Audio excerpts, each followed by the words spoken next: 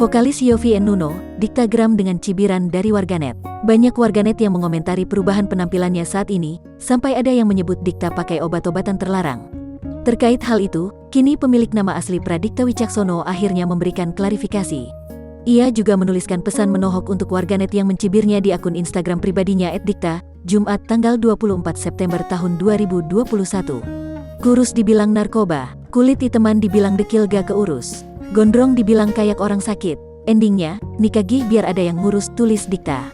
Kemudian, ia menyampaikan alasan mengubah penampilannya. Dikta mengatakan, sebelumnya sudah pernah memiliki badan besar berotot, sehingga kini ia lebih memilih punya badan kurus. Bahkan, ia merasa lebih bahagia dengan penampilannya saat ini.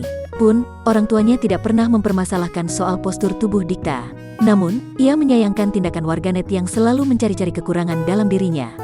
Gini loh, wahai manusia-manusia medsos terutama yang aliran itu, gua kurus karena gua udah ngerasain badan gua keker gede. Tete gua sampai nyeplak di semua baju gua, lengan baju gua sampai mereket gak ada oksigen. Semua baju gua ketat sampai kalau bisa robek setiap gua bersin gua mau deh, cuma itu udah lewat, gua udah gak mau gitu lagi, gua udah move on dari gua yang itu.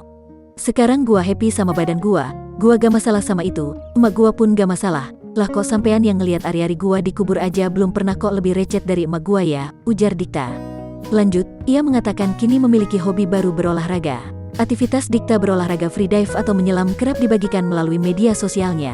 Menurutnya, aktivitas olahraga freedive lah yang membuat badannya terlihat kurus. Diketahui, freedive merupakan olahraga anaerobik yang membakar banyak kalori. Dikatakan, ia selalu rutin melakukan olahraga freedive selama 3-4 kali seminggu.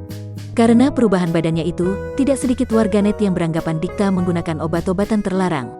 Pun ia geram ketika banyak orang yang mengomentari warna kulitnya. Meskipun begitu, ia mengaku bahagia dengan perubahan warna kulitnya kini. Ia mengaku tetap menjadi orang yang sama meskipun penampilan fisiknya sedikit berubah.